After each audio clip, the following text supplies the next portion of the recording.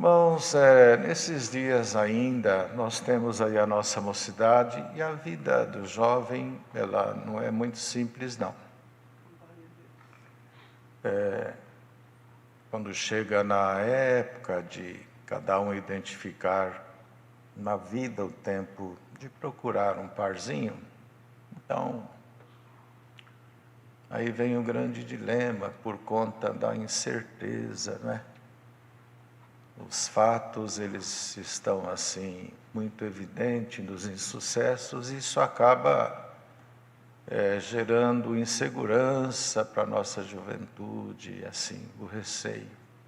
Então, tanto moços quanto moças, eles falam conosco no particular. Agora, nesses dias mesmo, algumas jovens acabaram ligando, mandando mensagem da dificuldade de buscar. E até uma delas disse, se antes congregando estava difícil, imagina agora que a gente não vê ninguém. Não é? Mas para Deus preparar, ele nem precisa disso, de estar havendo ou não os cultos presenciais, porque Ele tem a mente de todo mundo, o coração de todos na mão. Mas a insegurança vem por causa dos insucessos matrimoniais, os próprios filhos, alguns deles ganham esta falta de confiança dentro do próprio lar. Às vezes não vê a mãe bem, não vê o pai bem e tem medo de, como alguém me disse outro dia, irmão, não sei se um dia vou me casar pelo sofrimento que eu vejo a minha mãe passar.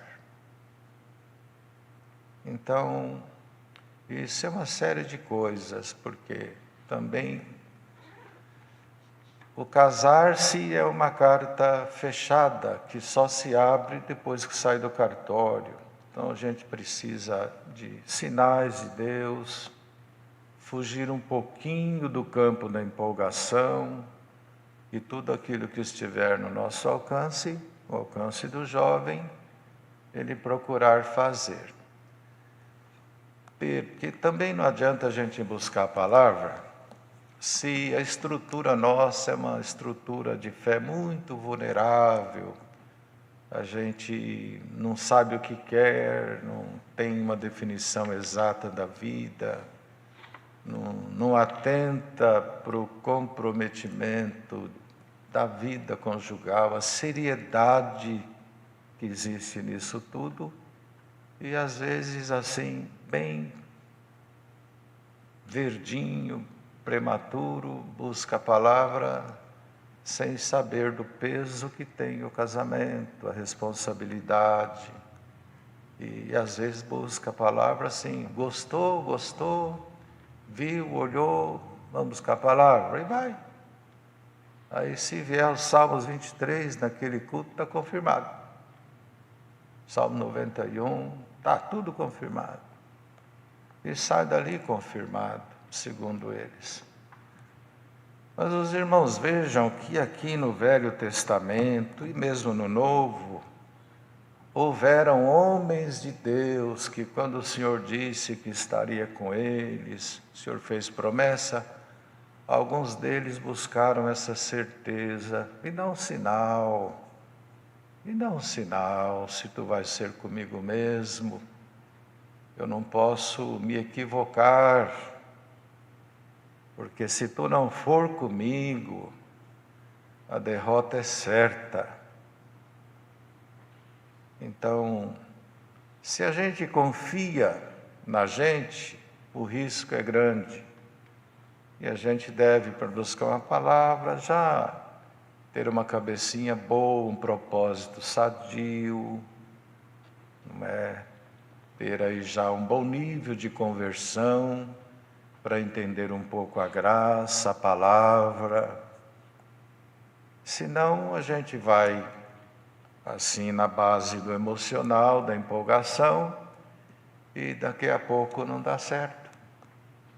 E aí vem filhos depois, e nós temos aí na sociedade toda não se sabe aí o número de crianças que estão vivendo um pouco aqui e um pouco ali, um pouco com ele, um pouco com ela. E esses meninos serão jovens e também um dia vão se casar. E acabam não levando nenhuma base dentro da própria casa. Então, é bom que os moços todos, eu sei que a gente também foi jovem, período de juventude é complexo, mas como a mocidade está orando mais, se envolvendo mais com as coisas de Deus, procurem se consagrar, se santificar e buscar de Deus sinais, mesmo que Deus responda, pede para Deus ir confirmando os vossos passos com alguns sinais. Mas o que acontece? Às vezes a pessoa fica noivando, namorando 1 ano e meio, 2, e passa esse tempo todo buscando palavra. E Deus vai ter que falar com eles 1 ano e meio do noivado deles. Se um dia falar não estou, ele não quer mais casar. Então, uma vez se certificou, deu certo, o Senhor confirmou, os sinais estão aparecendo, está trazendo fruto, a intenção é boa, tanto num quanto no outro, vai embora, vai andando na vida, porque ocorre que, mais para frente, depois de um bom tempo de namoro, já está perdendo o desejo e começa a buscar a palavra, torcendo para Deus não confirmar mais. Dizer, Deus confirmou ontem, mas hoje ele se arrependeu, acho que é melhor você sair fora, tá bom? Eu estava olhando direito, eu falei para você que sim, mas agora estou... Então falta um pouco de firmeza, de seriedade, de maturidade até para buscar a palavra. Precisa disso, de um amadurecimento, senão a pessoa sem base nenhuma pega, o senhor falou, aí o senhor fala por uns meses, depois o senhor volta atrás, não quer mais não. Considerando que, para que haja uma vida feliz e um casamento feliz, logicamente não vai depender de um só, depende dos dois. Um dos dois que não corresponder vai atrapalhar a sua própria vida e a vida do outro. Por isso que precisa de sinais. E ser observador, pegar os detalhes, viu, irmãos? Existem pequenas coisas que elas ditam grandes coisas. O próprio salmista, quando ele fala, até o pardal e a andorinha encontraram ninhos para si junto dos seus altares, nisso tem uma riqueza muito grande. Vocês imaginam o templo passado, como era a construção, a arquitetura, a criatividade, em decorrência de não ter tecnologia como agora, ferramentas, meios, tudo era muita criatividade. Da gente chegar e ficar admirando os detalhes da arquitetura, mas alguém não olhou isso não. Ele botou os olhos em 2 coisas pequenininhas e alcançou luz. Até o pardal, uns olhando para o templo, que coisa bonita, e ele lá olhando o pardal, a andorinha. Na vida, no dia a dia, para que a gente ganhe estrutura, a gente não deve se encantar só com aquilo que chama muita atenção. Olha, ele ora na igreja, ela ora na igreja, olha. Vê se você acha os pardalzinhos, os detalhezinhos, as riquezas aqui. Por quê? Não há coisas grandes, completas, sem as pequenas. Então nós temos um grande número de moças, tementes, crentes, fiéis, e estão dentro da igreja, às vezes desde que nasceu, e tem os moços, eles não procuram, não vão, elas reclamam, né?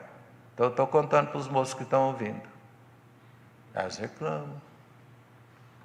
Ô, mano, Nenê, fala lá, porque senão elas não casam não. Mas também não é casar, é corresponder para formar uma família feliz, não é?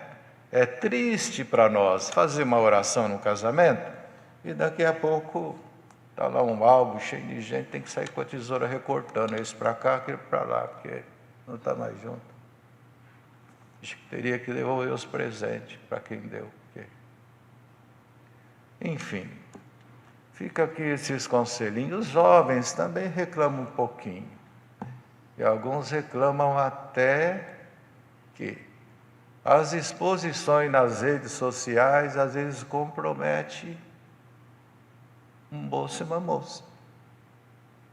Aquela própria amostragem do jeito de ser gera até desconfiança. Então nós temos uma vida totalmente diferente do mundo. Pode vestir bem, pode um rico perfume, um perfume bom, um terno. Quanto que custa um terno caro, Bom Tutu? Muito. Esse é inteligente, muito, mas não falou. Então, a gente pode até vestir-se muito bem. As irmãs, um perfume caro, assim, que... Quanto custa mais um perfume bom? Muito também? Tudo muito. Então, tudo inteligente. Pode, Deus abençoou. Mas vamos ver também aquela mobília interna do homem. Postura, jeito. Sabe por quê? O ser humano, ele mostra quem ele é. Sorrindo, calado, chorando, sentado, de pé, andando, no muito, no pouco, trabalhando, deitado. Nós somos o que somos. E nada mais além disso. O preguiçoso não tem jeito de esconder que é preguiçoso. O homem que não quer nada com a vida, ele não tem como esconder que não quer nada com a vida quando está namorando. Se a moça é esperta, enxerga. E ela também.